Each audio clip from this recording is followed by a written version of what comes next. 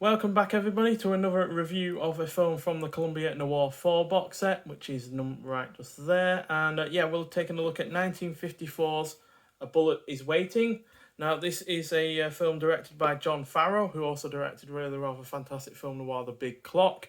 And this stars Rory Calhoun, who was also in Motel Hell, Gene Simmons, not that one, who was in Spartacus, The Big Country and Angel Face, three really rather great films. It also stars Stephen McNally, who was also in the fabulous Criss Cross, as well as No Way Out and the really rather underrated Split Second. And finally stars Brian Aherne, who was also in the 1953 version of Titanic. And they're the only four people in this film, because the plot premise of this film concerns a plane that is carrying a sheriff and a man who has been indicted for manslaughter that is wrecked on a lonely California beach, and the prisoner manages to escape after a struggle, only to be taken in hand by a female manager of a remote sheep ranch, and her dad is played by Brian Aherne. So yeah, they're the only four characters and actors in this entire film. There's not even anyone down a phone line or anything like that. It's just purely those four people. And it really does a good job of being purely about those four people.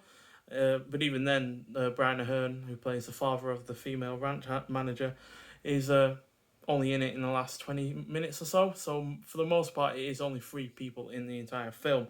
And and although this fourth film in the Columbia Noir number 4 box set is a slight step down in quality over the first and third films, it is a marked improvement over the second film. But it's primarily a step down over the previous film and the first one, because the romance element really does not work in this at all.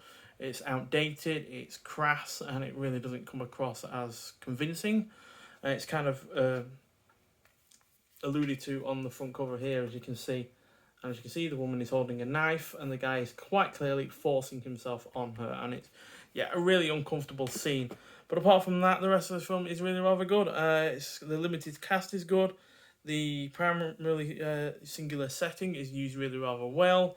Unlike other film noirs, which are generally in black and white, this is filmed in Technicolor, which really does suit the setting really rather nicely, because it's got, big vistas. It's set in the open country, so being in black and white really wouldn't suit it as well as, a dark, gritty city that is usually covered in rain or fog. Whereas this, with its big sunshine and big open wide areas, works really rather nicely in Technicolor. Not that it doesn't have rainy situations, but even they do look nice in Technicolor.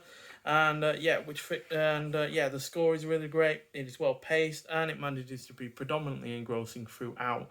It's just a real shame though that romance element is kind of forced, doesn't really feel necessary, and isn't done in the most subtle kind of ways. But on the whole, this is a really solid film, and at least it is a film that is different compared to the other three, unlike the second film in this box set, which was really rather similar to the first, whereas this isn't similar to any of those previous three films, which is good to see. Hopefully the quality in this box set keeps up for the final two films. But nonetheless, thanks for watching, and I'll see you in the next one. Bye.